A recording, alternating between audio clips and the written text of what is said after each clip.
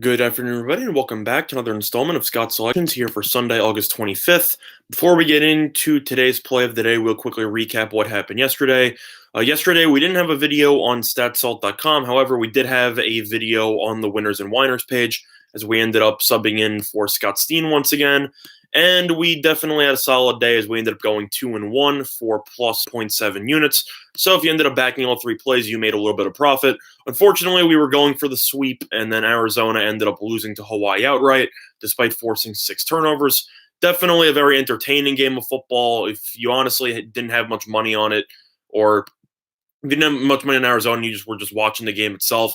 Both football games were honestly fantastic in terms of the week 0 openers, as the Florida-Miami game was crazy with all the passing interference penalties late, and then you also ended up having the Hawaii-Arizona game in which Khalil Tate gets tackled at the 1-yard line on a scramble with no time left to potentially send the game into overtime. It was definitely a tremendous set of games, but I'm glad that the Gators ended up doing us a solid as they ended up going under the 26.5.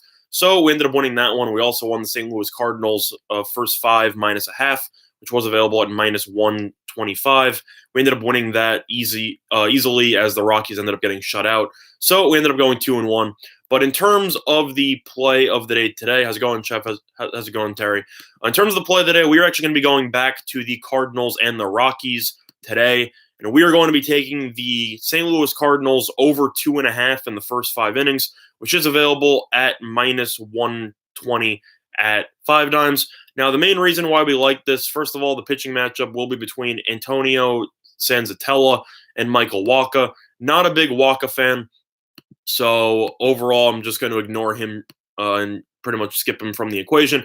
However, Sanzatella has had a month to forget so far in his last couple of starts. He hasn't started in all of August, so in July, his last 3 starts, he was absolutely useless before he ended up having an extended layoff to try to find his craft. His last 3 starts, Sanzatella has pitched 11 innings, has given up 21 earned runs for a very solid ERA of 17.18. If you look at his numbers on the road in particular, Sanzatella has been terrible, as he has a 5.84 ERA, and in day games he is 3-4 with an 8.29 ERA. So I question Sanzatella's ability to shut down a Cardinals lineup that has been clicking so far in the series. The Rockies have mentally checked out. I've already said that before. That was in yesterday's video. But at the same point, if Sanzatella's last 3 starts have a combined ERA of roughly 17, I think 2.5 is too low of a team total in the first 5. I think the Cardinals, particularly based on the fact that so far in the series have been lights out offensively, and as you pull up the numbers, first of all, they're 39-24 at home. They play well in front of their home crowd. In all 3 games of this series, they've scored 6 runs or more, and they have also covered this 2.5 total in the first 5 in all 3 games of the series. Sanzatella, I think he's going to struggle. He hasn't started in about a month. He's been absolutely terrible when he has started lately. And the Cardinals are currently trying to create some separation between them and the Chicago Cubs for first place in the NL Central, as the Cubs have been getting absolutely demolished by the Nationals over the weekend, and the Cardinals now have a 1.5 game lead in the division. Rockies have nothing to play for. Cardinals have everything to play for, and I definitely think that 2.5 is too low of a total. So based on that, the play of the day will be on the St. Louis Cardinals over 2.5 in the first 5 innings, which is available at minus 120 on 5 dimes. It was actually a minus 115 about 5 minutes ago, but then I was getting ready to make the video. I refreshed the lines on 5 dimes, and it went up to minus 120. So money's already coming on the Cardinals for that. I'd recommend taking it now. Game's in roughly an hour and a half, give or take. But at the same point, I definitely think that that is going to be on the right side. Despite the wind, I don't think Sanzatella will be able to actually get people out. It'll affect home runs. It won't really affect base runners in terms of hits or walks. And the Cardinals have already announced their lineup, and it is very solid. They have Fowler, Edman, Goldschmidt, Ozuna, DeYoung, Molina, Carpenter, Bader, and Wacha. I think it's a pretty solid lineup. They should score at least 3 runs by the 5th.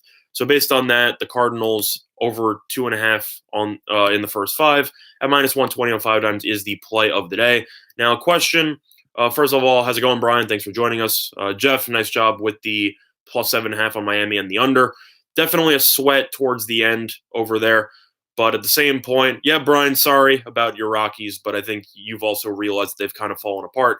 Thanks, Johnny. I appreciate that. After a terrible 0-3 performance on Friday because of the Phillies choking and that 61-yarder by Prater, it was nice to have a bounce-back day where we ended up making some money. Question from Jeff and from Johnny, do I have any leans on the NFL games or do I have any leans on any of the other games in general?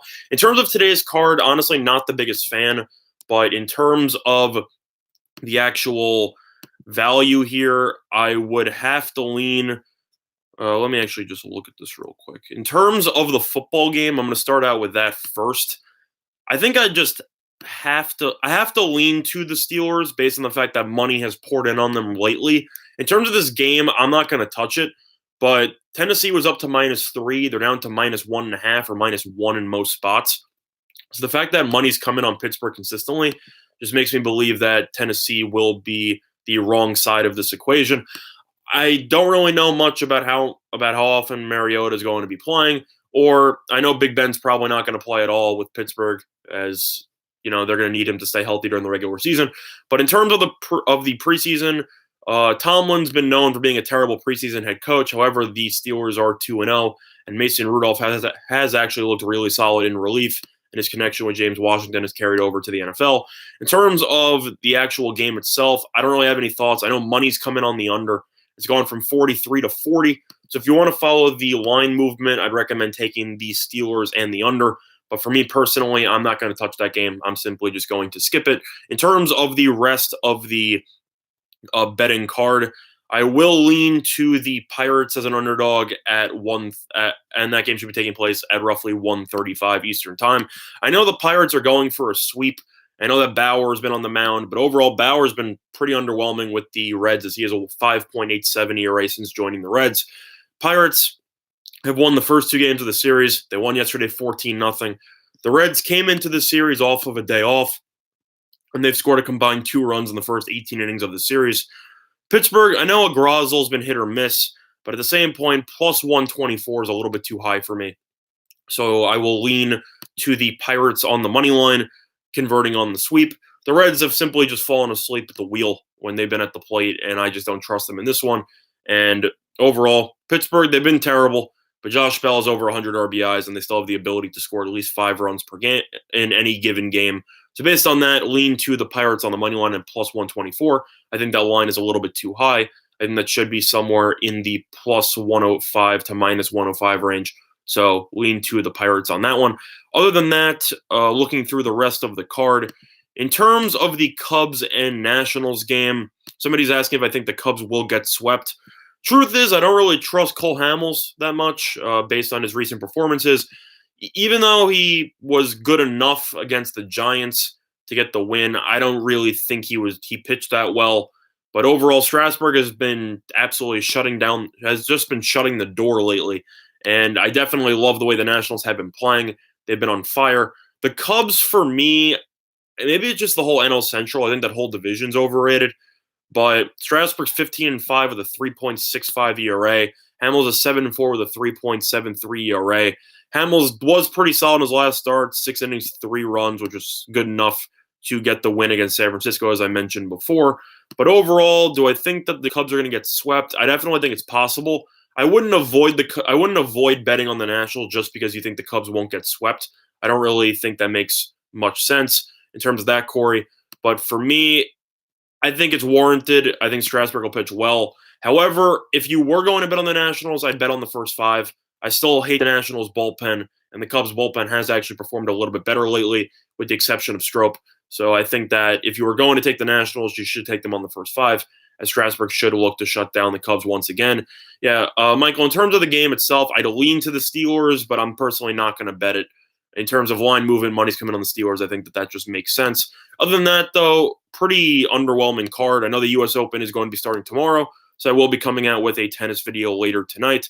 But other than that, though, play of the day is going to be on the Cardinals team total in the first 5 over 2.5. which is available at -120 on 5 dimes. Other than that, though, quick reminder of our sponsor, PointsBet, all in sportsbook in New Jersey. Great deal for you, up to 2 risk-free bets up to $1,000. So if you end up betting on any sports and you end up losing, you simply get your money back, which is a great promotion that I wish more sportsbooks would use. Other than that, though, that's going to do it for this installment of Scott's Selections here for Sunday, August 25th. Good luck to all of you and your respective bets today. Bye, everyone.